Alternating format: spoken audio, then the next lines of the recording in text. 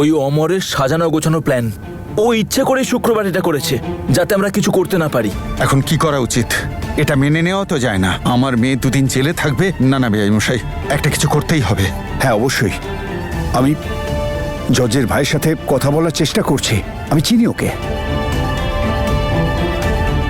পুরো দোষটাই আমার। সেদিন যদি সিমের কথাটা না শুনে পুলিশে রিপোর্ট করতাম, তাহলে আজকে এটা হতো না। আমি এটা কি করে করলাম? সমস্ত দোষ আমার।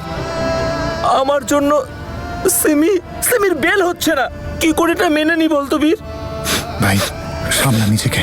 দেখ আমরা সবাই আছি তো, কিছু না কিছু একটা হয়ে যাবে। প্লিজ সামলা নিজেকে। তুই কান্না থামা ভাই। কাঁদতে দাও ওকে বীর, যদি ওর মনটা একটু শান্ত হয়।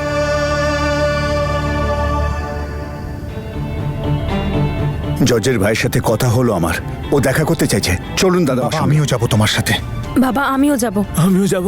না বুঝো, ক্যান্ডির এখন তোমাকে দরকার, তুমি ওর কাছে থাকো। চলুন। সাবধানে থাকবেন না। আমিও সিমরানের কাছে যাচ্ছি। মা আমিও তোমার সঙ্গে যাব। চল। যাই বলো গুরু, তোমার বুদ্ধি পুরো রূপোর মতো চমকাচ্ছে। রূপো কি বলিস? সোনা রে সোনা। অপদার্থটা একদম ঠিক বলেছে। আমি একদম ওই ধাতু দিয়েই করা। হ্যাঁ, তাই না এত কিছু করতে পারলাম? হ্যাঁ, এবার এই গোটা গোষ্ঠীটা অমরজিৎ বাবু আমাদের মেয়েটাকে ছেড়ে দিন, ওকে ক্ষমা করে দিন বলে একে একে এসে আমার পায়ে পড়বে। দেখবি আমার সাথে খেলতে নেমেছিল। হ্যাঁ, অমরজিতের সাথে। ওরা তো এটা জানে না যে আমি চলি পাতায় পাতায়। হ্যাঁ? 2 দিন ধরে পচবে। আর আমার কথাটা লিখে নে। সবাই মিলে চেষ্টা করলেও ওর জামিন করাতে পারবে না, এমন সেটিং করে রেখেছি।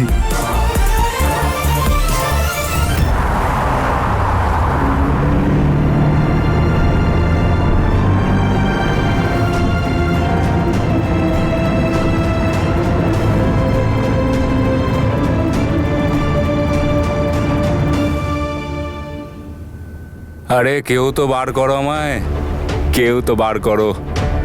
হে উপরওয়ালা, এই লোকগুলোর মাঝে আমার মেয়েটার কি অবস্থা হবে?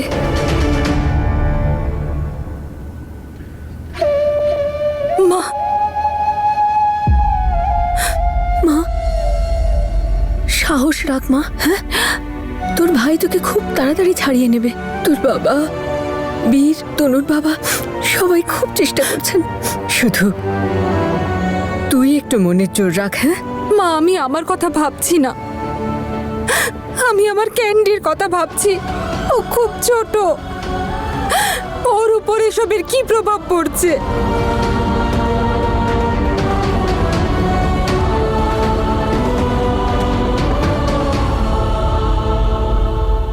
কিছু করুন না স্যার, আমার মেয়ে সারা রাত কি করে জেলে থাকবে?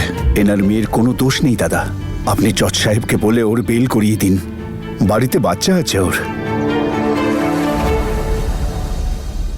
আই এম সরি, আমি বুঝতে পারিনি অমরজিৎ এত খারাপ মানুষ।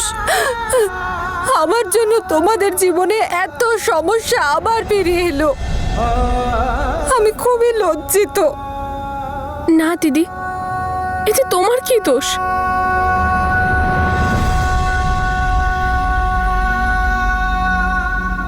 তাহলে আপনি আপনার পাওয়ার আর পজিশনের প্রেসার দিয়ে বেল করাতে চাইছেন, তাই তো?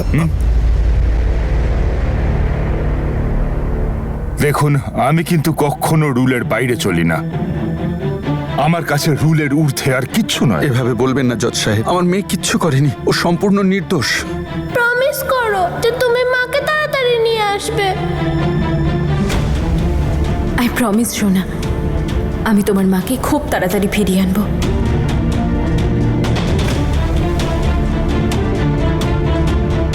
আমায় ক্ষমা করবেন না, এই ব্যাপারে আমি কিচ্ছু করতে পারবো না।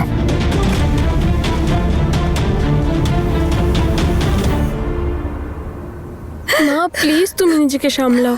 কি করে সামলাবো মা? জানি না আমি কোন পাপের শাস্তি পাচ্ছি। আমার কোনো ছেলে মেয়ে শান্তিতে নেই। একজন ছেলে একজন বাবা হতে পারবে না, আর আরেকজন তো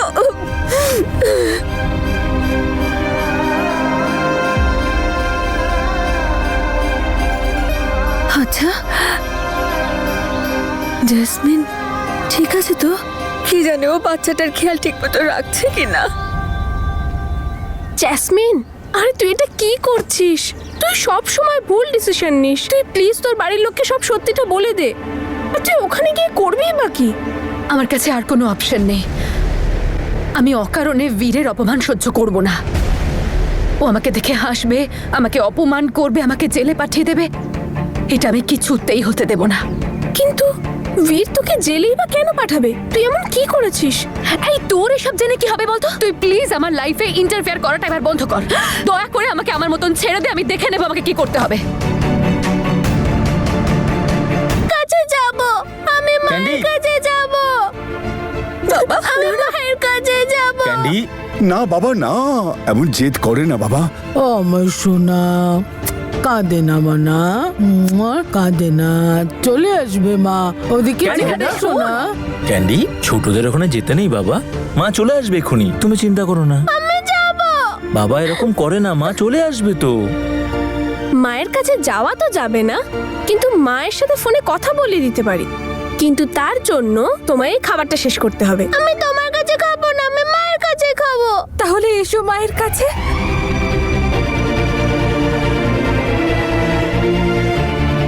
মা, আমার ক্যান্ডি।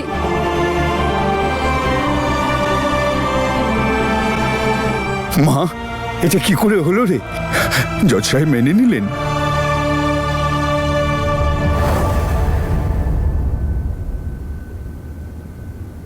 সানভি কর। ও আপনার মেয়ে স্যার? তুমি কি করেছেন ওকে? আপনি তো বলছিলেন আপনি রুলস আর আইনকে রেসপেক্ট করেন, কিন্তু যতদূর আমি জানি আমি আপনার মেয়েকে তো ফেল করিয়েছিলাম। কারণ ও কলেজে পড়তে নয়, টাইম পাস করতে আসতো, পড়াশোনাটা সিরিয়াসলি নিতই না। তাই আমি শিওর ওকে ডিগ্রি পাওয়ানোর জন্য আপনি আপনার পজিশন, পাওয়ার আর টাকা তিনটেই ব্যবহার করেছেন। না হলে ও এতটা যোগ্যই নয়। তাহলে কোন রুল, কোন আইনের কথা বলছেন আপনি স্যার? আপনি তো নিজেই ডাবল স্ট্যান্ডার্ড ফলো করছেন। তুমি আমাকে ব্ল্যাকমেল করছো? না না স্যার, আমি কোনোভাবেই আপনাকে ব্ল্যাকমেল করছি না, সেরকম কোনো ইন্টেনশনই নেই আমার। আমি শুধু আপনাকে এটুকুই বোঝাতে চাই যে যখন কোনো মেয়ে বিপদের মধ্যে থাকে, প্রতিটি বাবাই চেষ্টা করে যাতে তার মেয়ের বিপদ কেটে যায়। আমার বাবাও শুধু সেই চেষ্টাই করছেন। নিজের নির্দোষ মেয়েকে জেল থেকে বের করার চেষ্টা করছেন। হাত জোর করে অনুরোধ করছি আমি, সিমরনদের বেলটা করিয়ে দিন প্লিজ। নিজের জন্য কি বলবো জানি না, কিন্তু ক্যান্ডির জন্য থ্যাংক ইউ সো মাচ। এভাবে কেন বলছো? আর তুমি না নিজেকে নিয়ে আর ক্যান্ডিকে নিয়ে চিন্তা করো না। অমরজিৎ যা করেছে তার শাস্তিও পাবেই। ওর কাছে ডিএনএ রিপোর্ট আছে, ওটা ব্যবহার করে ও যদি আমার ক্যান্ডিকে। দিদি তুমি টেনশন নিও না, ও কিচ্ছু করতে পারবে না। আমি একজন খুব ভালো লয়ারকে চিনি যে সব কিছু সামলে নেবে। আমি এখন ওনার সাথেই দেখা করতে যাচ্ছি। তুমি শুধু নিজের খেয়াল রেখো, আর বাকি সব আমার উপর ছেড়ে দাও। ওকে, চললাম। বীর, আমিও তোমার সাথে যেতে চাই।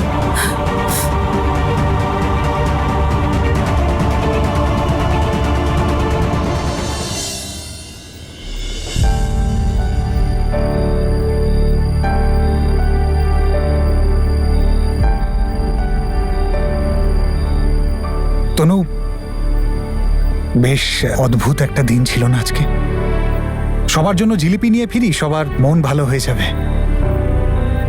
ভালো আইডিয়া, চলো। তনু, এখন সব ঠিক আছে। বীর, এটা শুধু ঝড়ের আগের শান্তি, কিচ্ছু ঠিক নেই। অমরজিৎ একটা অত্যন্ত নোংরা আর ঠকবাজ। I know. কিন্তু যাই হোক, আমরা একদম ভেঙে পড়বো না বীর। যদি আমরা ভেঙে পড়ি তাহলে সিমরন দিয়ার ক্যান্ডির উপর এফেক্ট পড়বে, যেটা হতে দেওয়া যাবে না। আমার সাহস তো তুমি, আর যতক্ষণ তুমি আমার সাথে আছো ততক্ষণ আমি কিচ্ছু পরোয়া করি না। আর তারপর তুমি আছো তো বাড়ির সবাইকে হাসাবার জন্য। এবার যাওয়া যাক। ওহো বীর, তাড়াতাড়ি এসো। এখন ভিজে যখন গিয়েছি তো ভিজেই যাই। হতে পারে যে এই বৃষ্টিতে আমাদের সমস্ত কষ্ট ভেসে যাবে। যদি তাই হয় তাহলে বাড়ি তো কাছেই আছে, ভিজতে ভিজতে চলেই যাই।